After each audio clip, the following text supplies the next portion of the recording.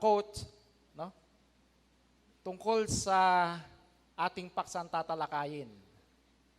Dear past, medyo doon ako nagka-problema, lumabo yung mata ko eh. Pakibasa nga, yung Thanks for all the lessons. Dear future, I'm ready. ayan. Yung sunod, Let go of the past. Let go of the painful memories. Don't miss your chance today of creating beautiful memories for tomorrow. ayan. Ask for forgiveness from your sins, but then give yourself totally to Him to actually change. Yan. So, ilan lang yun, ano? Na pagdating dun sa, para ma-let go natin, simula tayo ng bago, yung mga nakaraan, na lalo na yung mga sasamang bagay na nakaraan, iwanan na natin yun, kalimutan na natin yun. Simula tayo ng panibago. Diba? Ngayon, kung tayo man ay nagkasala, tulad ng sabi, ask for forgiveness from your sins. No? But then give yourself totally to Him to actually change. So, kung nagkasala ka, kalimutan mo yung mga nagawa mo nakaraan na pagkakasala sa Diyos. Dahil habang may buhay ka, may pagkakataon na ikaw ay magsisi at magbago. Kaya lang, ang sabi nga, then give yourself totally to Him to actually change. Talagang magbago ka. Hindi yung nagsisi ka nga ngayon, kinalimutan mo yung nakaraan, pero sa panandalian lang. Pagdating ng ilang panahon, balik ka na naman. Hindi ganon. Di ba? So maraming ang ating buhay dito sa sanlibutan, talagang marami tayong pagdadaanan. Mga ups and downs sa buhay. So yung mga bagay na yon, kung may mga masamang bagay na nangyari sa iyo, kalimutan na at magsimula, no? Ng bagong buhay. Normal lang sa buhay ng tao yung magkamali. Dumarating din sa maraming pagsubok at mga kasawian sa buhay. Nakagagawa ng mga pagkakasala. Pero ano nga ba ang dapat nating gawin? Ang sabi sa aklat ni Isaiah 43:18 hanggang 19, huwag ninyong alalahanin ang mga dating bagay o bulayin man ang mga bagay ng una. Narito, ako'y gagawa ng bagong bagay. So, ang Diyos ang tutulong eh. No? Kung ano may mga alalahanin, mga nangyari noong nakaraang panahon na hindi naging maganda, huwag na alalahanin yon. Sapagkat ang Diyos ang gagawa ng bagong bagay para sa atin. Diba? Tutulungan tayo ng Panginoon na makalimot, huwag nang balikan yung mga bagay na hindi magandang nangyari sa ating buhay. Ngayon, kung meron tayong mga nagawang pagkakasala noon, ano ang dapat nating gawin upang patawarin tayo ng Diyos sa ating mga kasalanan? Unang 1:19, kung ipinahayag natin ang ating mga kasalanan, ay tapat at banal siya, na tayo'y patatawarin sa ating mga kasalanan at tayo'y lilinisin sa lahat ng kalikuan. Ayun, no? We confess our sins. No? Ipahayag natin sa Diyos yung ating mga kasalanan. Tandaan natin, maliwanag ang sabi ng banal na kasulatan, kailan daw natin ipahayag? Sa Diyos. Diba? Diretso tayo, nanalangin sa Diyos. Hindi man tayo sa umaatake, pero yung sa ibang pananampalataya, kahino ikino-confess. Kahino ipinahayag yung kasalanan. Biblically, sa Diyos dapat. Hindi ko sa kani-kanino, kundi sa tao. Hindi ko sa kaninong doon ka hihingi ng kapatawaran. Sa Diyos ka dumiretsong humingi sapagkat sa tulong ng Panginoong Kristo, sapagkat siya ang ating tagapamagitan sa Diyos, doon natin ihihingi ng kapatawaran ang ating mga kasalanan. Yan, ang pagpapahayag ng ating mga kasalanan ay magdudulot sa atin ng kapayapaan. Paano kung tayo'y nagkakasala sa isa't isa? Ano rin naman ang dapat nating gawin? Kolosas 3:13, mangagtiisan kayo sa isa't isa at mangagpatawaran kayo sa isa't isa. Kung ang sino man ay may sumbong laban sa kanino man, na kung paanong pinatawad kayo ng Panginoon, ay gayon din naman ang inyong gawin. So, yung pagpapatawad sa isa't isa. Meron kasi kuminsan ng tao ganon, mapagtanim. Dinadala hanggang sa hukay, yung galit, yung sama ng loob sa kanyang kapatid, sa kanyang kapwa. Pero ang turo sa loob ng iglesia, lalo sa kapatiran sa iglesia, mangagpatawaran sa isa't isa. Di ba?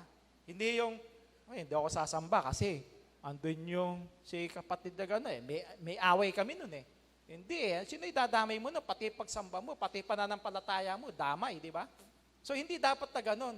Kaya ang sabi ni Apostol Pablo, mangagpatawaran kayo sa isa't isa. Ano man yung mga nagawa noon, pag-usapan at kalimutan magsimula sa bagong buhay, no? Sa bagong bagay. Para makapagpatuloy na maglingkod sa Panginoon. Ang talata ay nagpapakita kung paano tayo dapat magpatawad sa iba. Kung paano natin pinatawad ang iba, ay maaaring gawin upang patawarin din naman yung ating sarili. Di ba? Ano yung pagka nagkausap kayo masinsinan, no? Nababagbag yung damdamin, pati yung sarili mo na nandun yung una yung konsensya. Pagka nagkausap kayo, lumuluwag ang iyong kalooban dahil dun sa pagpapatawaran ninyo. Kung ito yung makita sa ating buhay, ano ang gagawin ng Diyos sa ating mga kasalanan? Hebreo 8:12, sapagkat ako'y magiging mahabagin sa kanilang kalikuan at ang kanilang mga kasalanan ay hindi ko na aalalahanin pa. Diba? Mapagpatawad ang Diyos. Kaya lang, tayo rin ang unang magpatawad. Kaya nga, di ba sabi sa banal na kasulatan, paano mong patatawarin yung, paano kang mananalangin sa Diyos? No? Hihingi ka ng mga kapatawaran sa Diyos. Pagkatapos, sa iyong sarili, hindi naman nakikita yung pagpapatawad sa iyong kapwa. Di ba dapat, ang sabi nga sa banal na kasulatan, kung meron kayong may pagkakasala sa isa't isa, ikaw na kapatid, pumunta ka doon sa kapatid mo, magkausap kayo, magpatawaran kayo, para yung panalangin mo, dinggin ng Panginoon. Kasi paano kanya patatawarin kung yung iyong kapatid na nakikita mo, hindi mo mapatawad? Paano ka patatawarin ng Diyos? So kinakailangan muna, ikaw muna, patawarin mo muna yung kapatid, no? At bago ka humingi rin ng kapatawaran. Vice versa, patawarin mo siya, patawarin ka rin niya, humingi ka ng sorry kung ikay nagkasala sa iyong kapatid para yung iyong panalangin dinggin ng Panginoon. Hindi na ikaw yung taong nagkamali. Bilang mga Kristiyano sa pamamagitan ng pakikinig ng mga salita ng Diyos, lumalago ang ating pananampalataya sa araw-araw. Kaya ano ang sabi ni Apostol Pablo? Sa unang Korinto 13:11, nang ako'y bata pa, ay nagsasalita akong gaya ng bata. Nagdaramdam ako gaya ng bata. Nag-iisip akong gaya ng bata. Ngayong maganap ang aking pagkatao, ay iniwan ko na ang mga bagay na pagkabata. Yung pagiging childish ways. Diba? Pagdating lalo na sa pananampalataya, tayo, kuminsan, maramdamin, di ba? Karinig ka ng konting komento, nagdaramdam ka. Pero, kung pinatibay ka na ng panahon, kung noon ganun ka, pero maraming taon na ang panahon na dumaan, ganun ka pa rin ba? Hindi eh. Dapat matibay na tayo. Di ba? Ang sabi nga, hindi na tayo sanggol, hindi nagatas yung ating dapat nakainin, kundi yung matitigas na, kaya na natin. At kung ano man yung mga bagay na, sabi nga yung gave up childish ways, iwan na natin yon. no? At tayo magpakatatag, magpakatibay doon sa ating pananampalataya. Hindi natin kailangan harapin ang ating mga personal na problema na mag-isa. No? Kanino natin dapat itiwala? Kanito tayo dapat tumiwala ng buong puso? Minsan kasi, kinikimkim sa sarili. Diba? May katulong tayo, sinong tutulong sa atin? Kawikaan 3:5, tumiwala ka sa Panginoon ng buong puso mo at huwag kang manalig sa iyong sariling kaunawaan. Tumiwala ka sa Panginoon. Di ba kayo minsan dyan dumarating yung mga depression, anxiety, dahil kinikimkim mo wala kang makausap, wala kang mapaghingahan, no? Wala kang mapagsumbungan, kinimkim mo. Pero meron ka naman dapat na makausap, pero lang, ayaw mong ilabas sa iba, kinikimkim.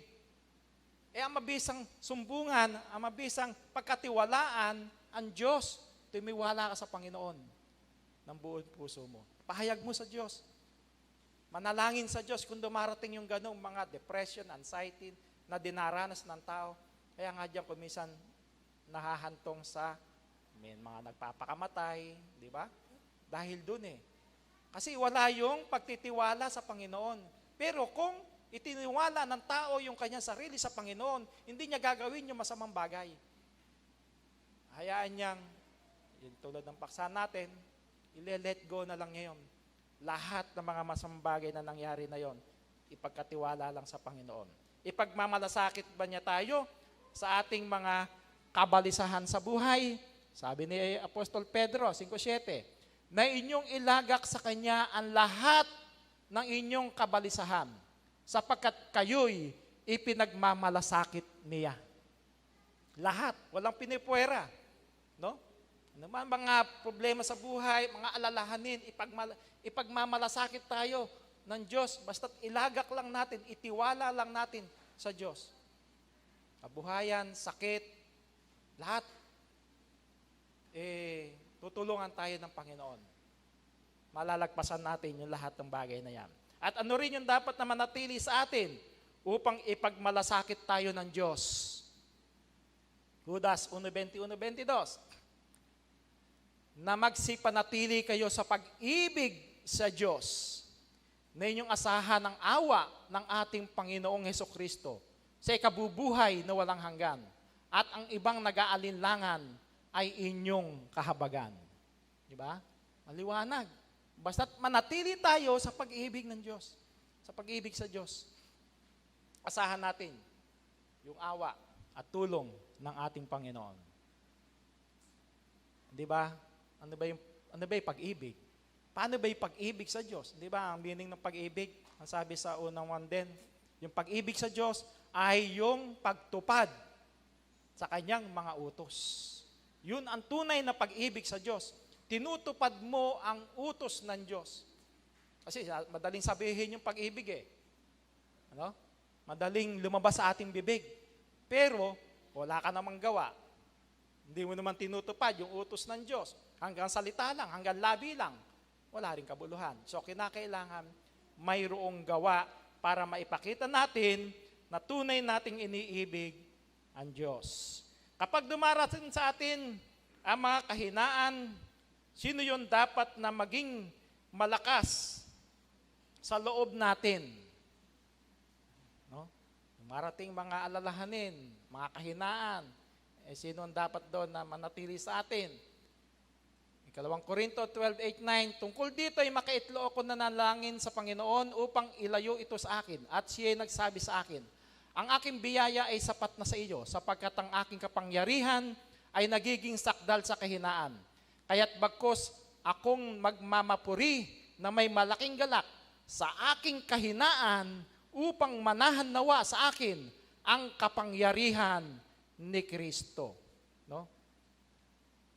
Kaya pagka dumarating yung mga kahinaan sa buhay, lagi tayong manalangin at mananatili sa atin yung kapangyarihan na yon ni Kristo. Yung tulong, yung gabay. Diba? Sabi, nung bago nga umalis ang Panginoong Kristo, umakyat siya sa langit. Ay, pag-akyat ko, merong mga aliw na isusugo siya. Yung Espiritu Santo na siyang tutulong, mga aliw sa bawat isa sa atin.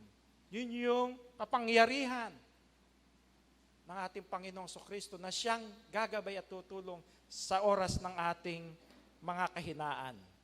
No? Tanggapin na ang Diyos ay magbibigay sa atin hindi ng mga paghihirap, hindi para kamuhian ang iyong sarili, kundi upang makita ang kaluwalhatian ni Kristo at sa pamamagitan ng Diyos ay magkaroon ng kapangyarihan lampasan ang anumang mga suliranin sa buhay. Lagi nating ipagkatiwala sa Diyos kasi yung ating lahat ng ating mga alalahanin. Alam ng Diyos yung ating mga nakaraan. Hanggat iniingatan natin ang kanyang pangalan sa ating mga puso, lagi niya tayong bibigyan ng paraan upang malutas ang ating mga paghihirap. Isang problemang alam niyang kaya nating lutasin sapagkat ano ang sabi nga sa bawat isa sa atin. Hebreo 13:5, sapagkat siya rin ang nagsabi, sa anumang paraan ay hindi kita papagkukulangin, sa anumang paraan hindi kita pababayaan. Never will I leave you, never will I forsake you. Diba? Di tayo pababayaan ng Diyos. Kaya lang alam natin sa banal na kasulatan kung sino yung hindi pinababayaan ng Diyos. Diba? Dalawang uri ng tao ang mayroon dito sa sanlibutan. Sino ang hindi pababayaan ng Diyos? Sino ang sinasabihan diyan sa banal na kasulatan? Yung mga anak ng Diyos na matalaymahin. Yung mga anak ng Diyos na tunay na mapag-ibig na gumagawa, tumutupad ng mga utos ng Diyos. Diba? Yun ang kanyang hindi pababayaan, hindi papagkukulangin. Nandun lagi ang tulong at gabay ng Panginoon sa kanyang mga tapat na lingkod. Yun, kuminsan, nagkakaroon ng kaisipan. Bakit ako?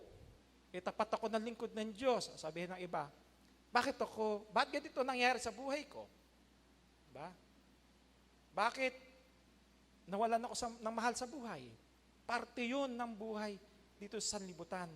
Lahat tayo papanaw sa sanlibutan ito. Meron lang talagang panahon ng ating kamatayan. Diba? Kasi minsan, mag-click sa isip natin yun Babasahin. Sa anumang paraan, hindi kita papagkulangin. Sa anumang paraan, hindi kita pababayaan. Pinabayaan ba ako? Pinabayaan ba yung aking pamilya? Bakit may nangyaring ganito? Masama. Pinabayaan ba? Yun ang kalooban ng Diyos. Hindi sa ikaw'y pinabayaan, kundi halimbawa sa buhay, di ba? Baka kaya siya nawala, hindi mo alam, maraming taon na pala yung idinagdag sa kanya. Di ba natandaan niyo sa Ecclesiastes, sino yung Ezekias? Sino yung haring dinagdagan ng 15 taon? Ayun nga. Dinagdagan siya ng 15 taon nung araw na yun, dapat mamamatay na siya. No? Pero, nanalangin sa Diyos. At dininig ng Diyos yung kanyang panalangin, dinagdagan pa siya ng 15 taon. Baka, yung mga kapatid natin na nawala sa buhay, baka yun yung mga dagdag na lang, baka noong bata pa, dapat namatay na siya, pero dinagdagan pa ng buhay. Hindi natin hawak yung pag-iisip ng Diyos. Diba? So, tama yung sinasabi na sa anong paraan, hindi kita pababayaan. Ano ang pinakamahalaga doon? Yung nandoon sa, yung hindi tayo pabayaan na tayo ay hatulan doon sa kaparusahan. Kundi makamit natin yung pangako ng Diyos na buhay na walang hanggan. Diba? Ngayon, magbigay din tayo ng, isa rin sa lingkod. Isa ka na ngayon, lingkod ni Kristo, Dapat tayong umasa sa kaligtasan at huwag lumingon sa nakaraan para lamang pagdudahan ang ating sarili. Ano rin ang sabi ng ating Panginoong Jesucristo, Lucas 9:62? Datapat sinabi sa kanya ni Jesus, walang taong pagkahawak sa araro at lumilingon sa likod ay karapat-dapat sa kaharian ng Diyos. Diba? Kaya sabi, how to let go of the past. No? Of the past. Kalimutan mo na yun, nasa likod. Yung mga nagawang pagkakasala na yun, kalimutan mo na, magbago na. No? Huwag mo nang balikan yung mga bagay na hindi naging karapat-dapat sa Diyos na iyong mga lakad noong unang panahon. Huwag mo nang balikan. Magsimula ka sa panibagong buhay, paglingkuran ang Panginoon. Magbigay din tayo ng halimbawa na taong masama at makasalanan kung paano ang ginawa niya upang kalimutan ang nakaraan. Sino yung kilala niyo yung apostol na yon? Ha? Si Pablo, di ba? Ano ang unang kalagayan ni Pablo? Manguusig. Ano yung pinag-uusig niya? Iglesia ng Diyos. Di ba? Sabi, noong pinag-uusig niya, nung tawagin siya ng Panginoong Jesucristo, sino ka baga ka, Panginoon? Ako yung iyong pinag-uusig. Ang sabi ng Panginoong Jesucristo na nandun sa langit. Pinag-uusig niya ang iglesia. Nasa kanya yung karapatan para ipapatay, ipakulong ang mga lingkod ng Diyos, lingkod ng Panginoong Jesucristo, mga alagad ng Panginoong Jesucristo. So, nandun sa kanya yung kasamaan. Kasi ang paniniwala niya, yung kautusan, nung unang panahon, doon siya naniniwala, hindi siya naniniwala kay Kristo noon eh. Hindi niya nakilala si Jesus eh. No? Pero nung tawagin siya, anong ginawa niya? At aking pinag-usig ang daang ito. So yun yung iglesia. Hanggang sa mamatay, na tinatalian at ipinapasok sa mga bilangguan ang mga lalaki at gayon din ang mga babae.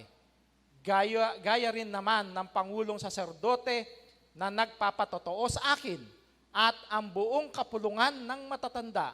Nasa kanila na may tumanggap ako ng mga sulat sa mga kapatid at naglakbay ako sa Damasco upang dalhin ko naman mga gapos sa Jerusalem ang nangaroroon upang parusahan. So, ganun siya, di ba? So, kasi hindi niya kilala kung sino yung Jesus na kanyang pinag-uusig. At pinatotohanan din yon na talagang nandun siya sa ganong kalagayan. Pinatotohanan ng mga naging kasamahan niya ngayon nung siya'y tawagin na. Ano ang patotoo? 9:21 ng Gawa. At ang lahat ng sa kanya'y nakarinig ay namangha at nangagsabi, hindi baga ito yaong sa Jerusalem ay lumipol sa mga nagsitawag sa pangalang ito? At sa ganitong nasa ay naparito siya upang sila'y dalhing gapos sa harap ng mga pangulong saserdote? Di ba? Yung mga nag-uusap-usap yung mga kapatiran eh. Kasi nakita nila na nangangaral na si Pablo, no, sa pangalan ng Panginoong Jesucristo, na gayong ang pagkakilala nila kay Pablo, siyang mang-uusig doon sa iglesia. Bakit ngayon siya nangangaral? Siya ang lumipol, iwika, no? Nilipol niya yung mga at ginapos yung mga nandoon sa daan na yon. O doon sa iglesia na ipinangangaral ang pangalan ng ating Panginoong Jesucristo. Ngayon, bakit ba nagawa yun ni Saulo? Doon ng kalaunay tinawag na Pablo na maging apostol siya ng Panginoong Jesucristo. Ano ang sabi? Unang Timoteo 1:12-13, nagpapasalamat ako sa Kanya at nagpapalakas sa akin kay Kristo Jesus na Panginoon natin, sapagkat ako'y inari niyang tapat na ako'y inilagay sa paglilingkod sa Kanya. Bagaman ng una, ako'y naging mamumusong at mang-uusig at mang-aalipusta. Gayon may kinahabagan ako sapagkat yaoy ginawa ko sa di pagkaalam sa kawalan ng pananampalataya. Papasalamat sa Diyos. na kung paanong nung una, naging mang-uusig siya, mamumusong, mga alipusta, pero kinahabagan siya ng Diyos. Tinawag siya maging apostol sa iglesia. Mas malaki nga yung naging sakop niya dahil yung kahentilan. Siya ang nangaral diyan ng ebanghelyo, ang kahentilan. So, talagang inilagay siya ng Diyos sa paglilingkod sa Kanya. Yun ang ipinagpapasalamat niya. So, kinalimutan niya yung nakaraan at siya'y naglingkod sa ating Panginoong Kristo. Kaya nga, anong sabi niya? Doon sa kagalingan ng pagkakilala niya sa ating Panginoong Kristo. 3:8 ng Pilipos. Oo nga, at lahat ng mga bagay ay inari kong kalugihan dahil sa dakilang kagalingan ng pagkakilala kay Kristo Jesus na Panginoon ko. Na alang-alang sa Kanya'y tiniis ko ang kalugihan ng lahat ng mga bagay at inari kong sukal lamang upang tamuhin ko si Kristo. Ano una niyang kinalimutan noon? Ibiro mo, kung tutuusin yung kanyang buhay, mas masarap yung buhay niya noong nakaraan, di ba? Bagamat siya'y manguusig, pero nasa kanya yung kapangyarihan na manghuli, no? Na nasa magandang estado ng pamumuhay, pero nung tawagin siya ng Panginoong Kristo, kinalimutan niya lahat na yon. Lahat ng pagkakasalang nagawa niya, kinalimutan niya at nagsakripisyo siya, tiniis niya yung lahat ng kalugihan na dapat niyang matamasa sa buhay, tiniis niya yung lahat ng yon. Inari daw niyang sukal lamang upang tamuhin ang ating Panginoong Kristo. So kinalimutan niya yung lahat. No? Yung pagiging makasalanan, tinalikuran niya yun. Hindi na niya muling binalikan. At nagpatuloy na sa paglakad, sa paglilingkod sa ating Panginoon. Ngayon, bakit natin nililimot ang masasamang bagay na nakaraan? Ano ba ang layunin natin na makamit sa hinaharap? Kinalimutan natin yung nakaraan, yung nasa likod, mga masamang bagay, mga kasalanan, at tayo'y tumungo dito sa harap sapagkat meron tayong layunin. Pilipos 3:13 ng Magandang Balita, Biblia.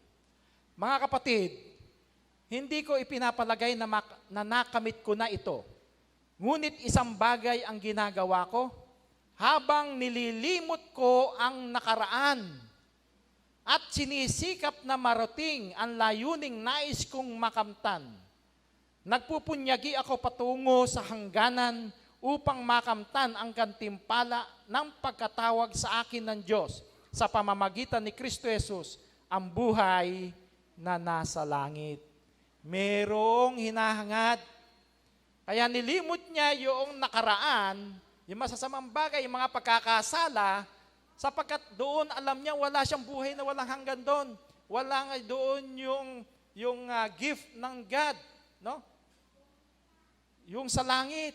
Kaya nilimot niya yung lahat ng mga masamang bagay na nangyari sa kanya. Tinungo niya yung hinaharap para makamit niya yung buhay na nasa langit sa pamamagitan ng ating Panginoong Kristo. So, yun ang layunin kung bakit dapat natin din naman nakalimutan kung ano man yung mga nakaraang masamang bagay.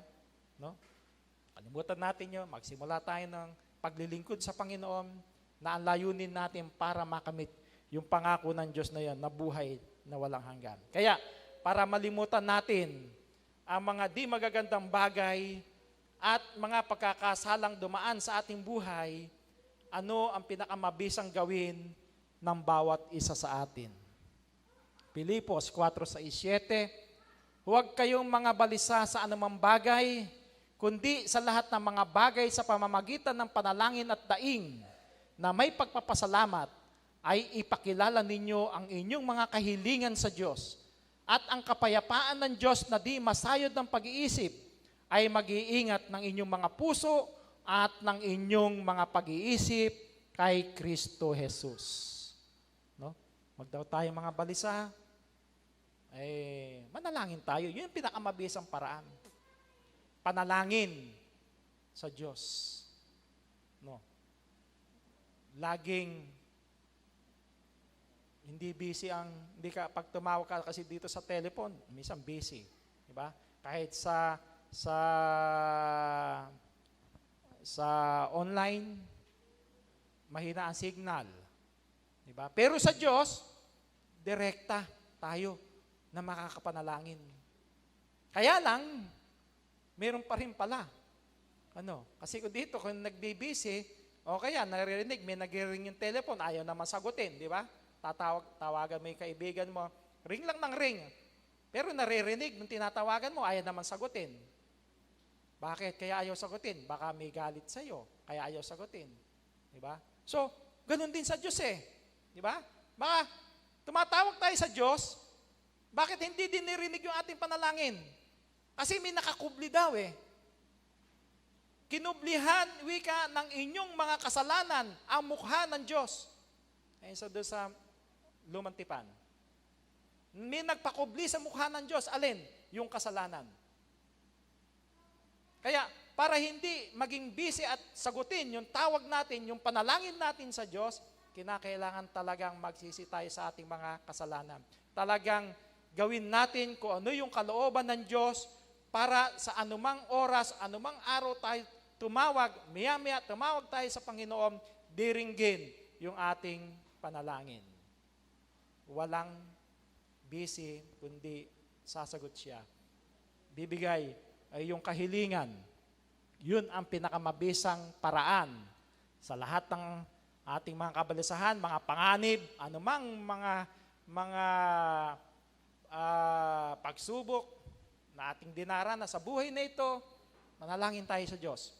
Tiyak tayo'y tutulungan kung tinutupad natin yung utos ng Diyos. Baka hindi siya sumagot kapag